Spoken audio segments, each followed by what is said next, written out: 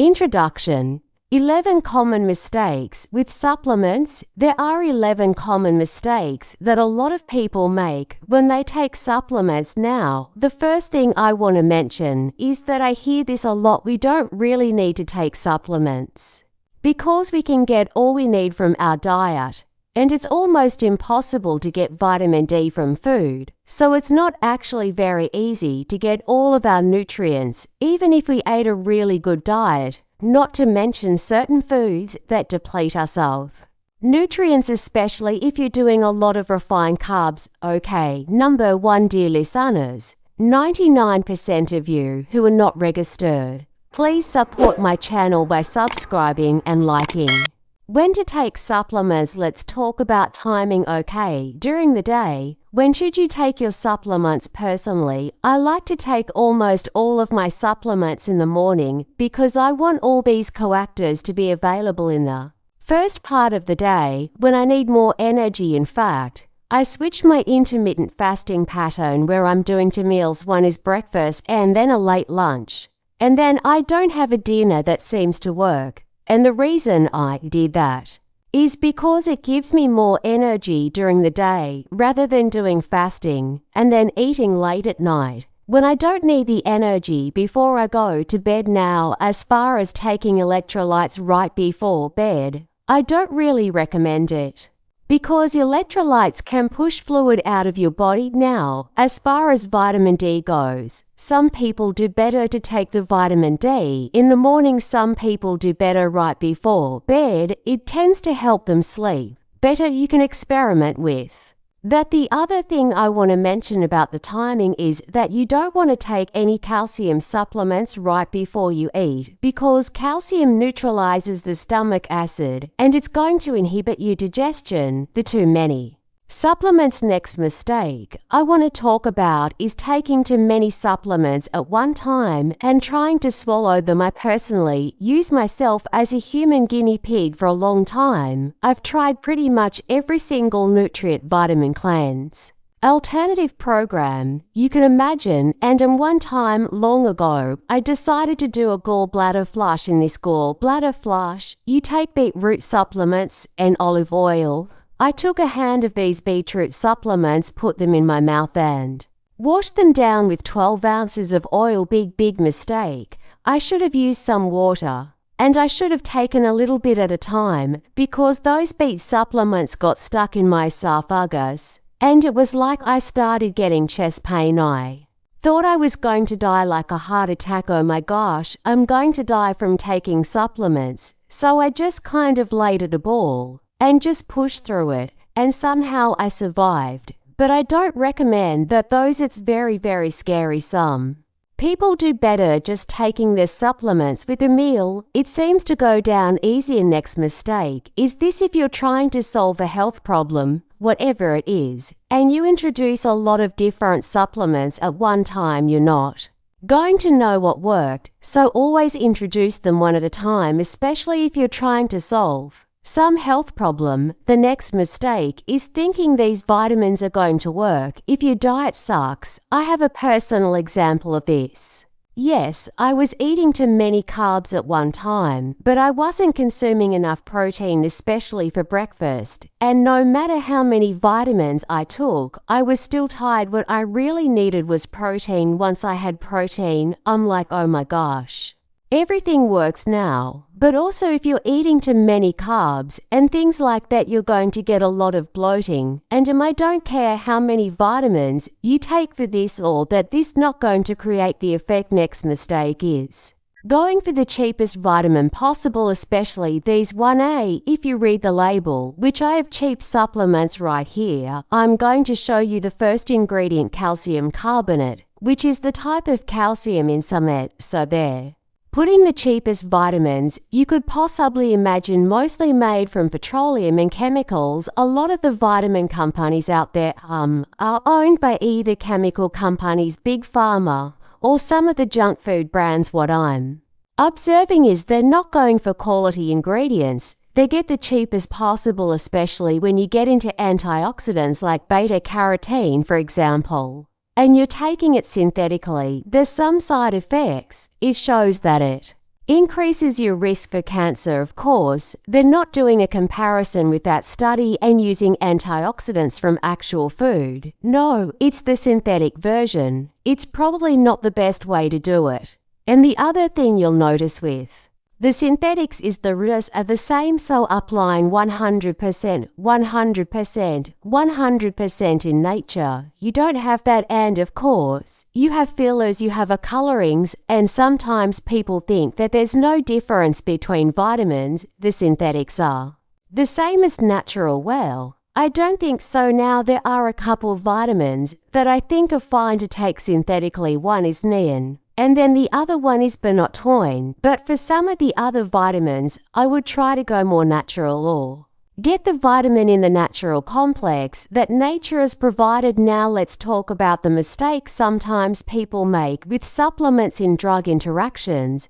They're on a medication that's creating an effect, okay, and then they want to take a supplement that also creates the same effect. Doctors don't like that because then that might make the problem worse. So if you're taking a medication for high blood pressure and then you take a supplement to also help lower your high blood pressure and you end up with low blood pressure, then that might be an issue. So you need to check with your doctors so they can monitor that, because my thought is, why not introduce something natural? I'll give you an example. Let's say you're diabetic and you're taking metformin. Well, berberine also creates an effect very similar to metformin. Why not work with the doctor to just take less of the metformin, because that could have some side effects. One thing I want to say about antibiotics is that you should always take a probiotic when you're taking an antibiotic, so you can at least salvage the good bacteria. But here's the thing, if you're on medication, let's say for example for high blood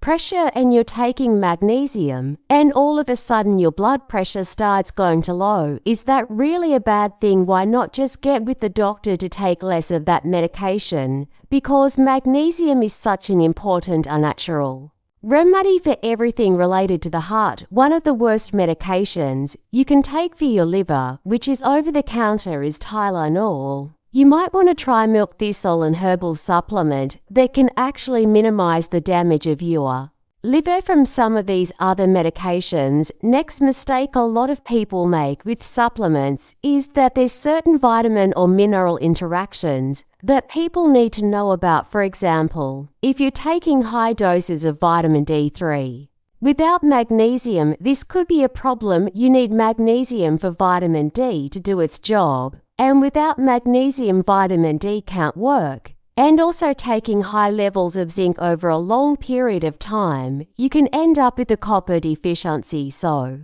just realize that a lot of times these minerals go in a pairs, like sodium and potassium. If you're consuming a lot of salt without potassium, that could be a problem. This is why I don't recommend taking one mineral for a long period of time.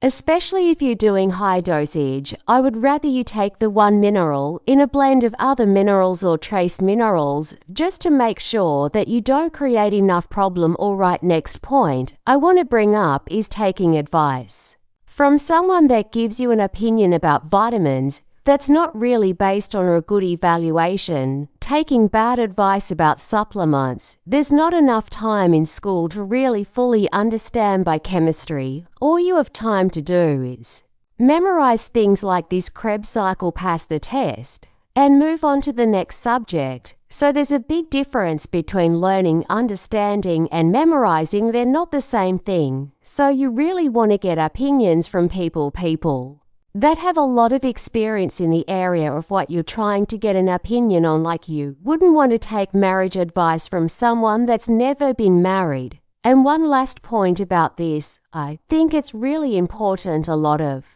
the institutions and journals do not like to publish anything positive on vitamin D now. Why would that be? Because it competes with the drug companies. And vitamin D is very inexpensive because you can get it from the sun. Alright, next mistake I'm going to mention with supplements is not taking high enough doses.